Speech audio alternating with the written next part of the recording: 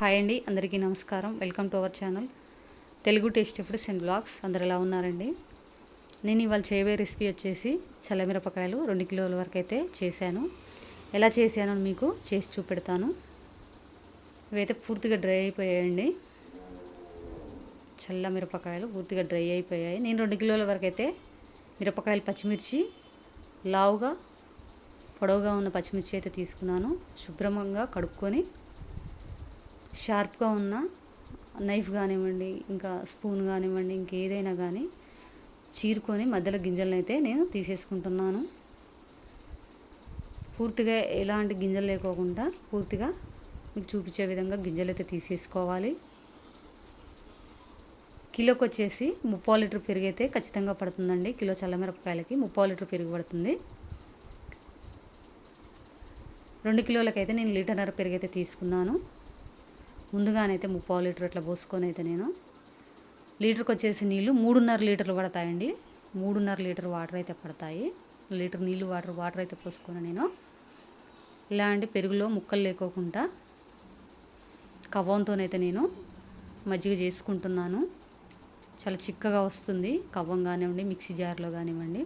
నేను తర్వాత కూడా 1/2 లీటర్ ప్యాకెట్ ఇంకా మీకు చూపించే విధంగా మళ్ళీ 30 లీటర్ వేసుకుంటున్నానండి.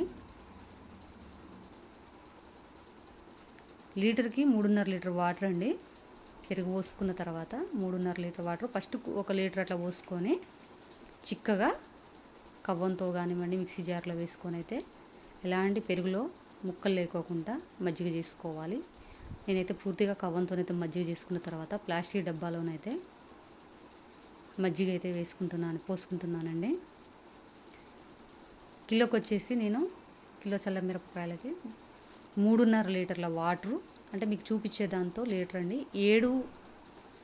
7 లీటర్ల వాటర్ అయితే పోసుకున్నాను నేను. మొత్తం వచ్చేసి 2 కిలోలకి కిలో చల్లమిరపకాయలకి 3.5 లీటర్ల వాటరు, 2 కిలోలకి 7 లీటర్ల వాటర్ అండి. ఉప్పు వచ్చేసి మీకు చూపించే గ్లాస్ కట్ట వరకు 2 గ్లాసుల ఉప్పు అయితే వేసుకోవాలి. 2 కిలోల కంటే మీకు డైరెక్ట్గా పెట్టాలంటే 1/4 కిలో గ్లాస్తో నిండుగా పోసుకొని 4 గ్లాసులు పోసుకోవాలండి. మీకు 1/4 కిలో గ్లాస్తో 3.5 గ్లాసులు అవుతుంది. మళ్ళీ కొద్దిగా అనేది పోసుకోవాలి. అంతేనండి, పక్కా కొలత. లీటర్కి 2 గ్లాసుల ఉప్పు అయితే కట్టు వరకు తీసుకోవాలి, పక్కా కొలత. అంతే, ఎన్ని కిలోలు పెట్టుకుంటామో అన్ని గ్లాసులు తీసుకుంటే సరిపోతుంది. మంచిగా మజ్జిగనైతే సాల్ట్ వేసుకున్న తర్వాత బాగా కలుపుకోవాలి మంచిగా. నాకు మజ్జిగ వచ్చేసి పెద్ద డబ్బాకి చాలా బాగా అయిపోయిందండి మజ్జిగ. అందుకనే 2 ప్లాస్టిక్ డబ్బాలు తీసుకొని మజ్జిగ అనేది 2 డబ్బాలు తీసుకొని మిరపకాయలను అయితే నేను నానబెట్టుకుంటున్నాను. ఇవి పక్కా కొలతలండి. మిరపకాయలు పాడవడం కానివ్వండి, మజ్జిగ కూడా పుల్లటి వాసన బాగా రావడం కానివ్వండి అసలు రాదండి. ఈ ఉప్పుకి ఈ మజ్జిగ, ఈ పెరుగు కొలత అనేది పక్కా సరిపోతుంది.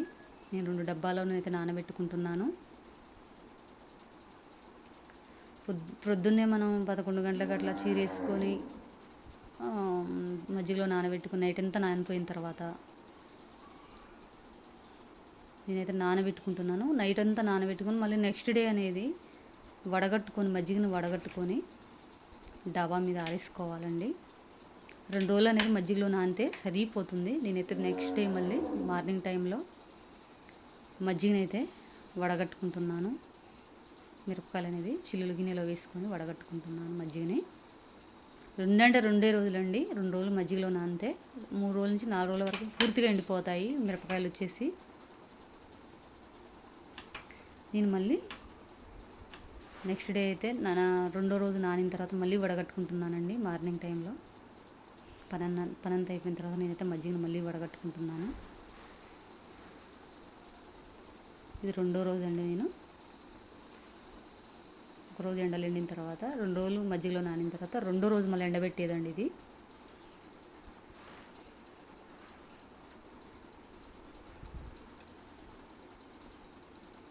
మనకి ఒక రోజు ఎండలో నానబెట్టామంటే మనకి మిరపకాయలు అనేవి మజ్జిగలో నాని ఎండలో ఎండిన తర్వాత మనకి తెల్లగా వైట్ కలర్ అనేది వచ్చేస్తూ ఉంటూనే ఉంటుంది.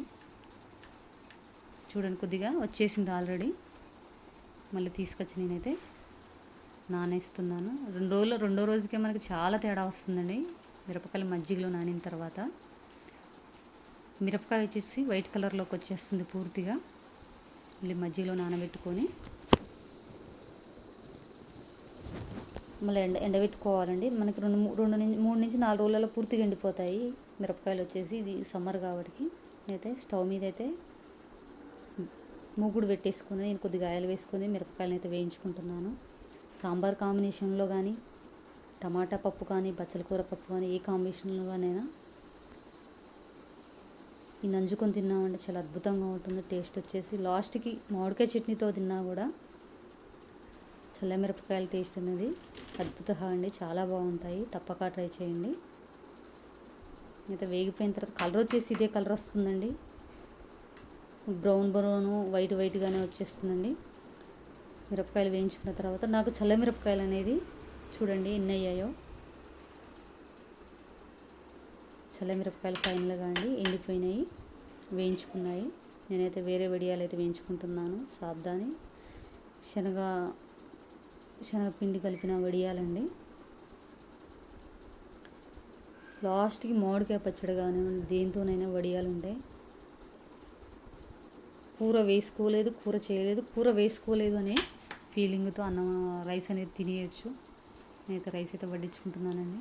సాంబార్ కాంబినేషన్, వంకాయ టమాటా వండాను, కొత్త మామిడికాయ చట్నీ, పచ్చడి, పెరుగు, చల్లమిరపకాయలు, ఇంకా వడియాలండి. తప్పక ట్రై చేయండి. కిలోకి 3/4 కిలో చల్లమిరపకాయలకి, కిలో చల్లమిరపకాయలకి 3/4 కిలో పెరుగు, 3.5 లీటర్ వాటరు, టీ గ్లాస్తో 2 గ్లాసుల గ్లాస్ కట్ట వరకు 2 గ్లాసుల సాల్ట్ అండి. పక్కా కొలత అండి. ఎలాంటి ఫంగస్ రావు, పాడవదు. తప్పక ట్రై చేయండి.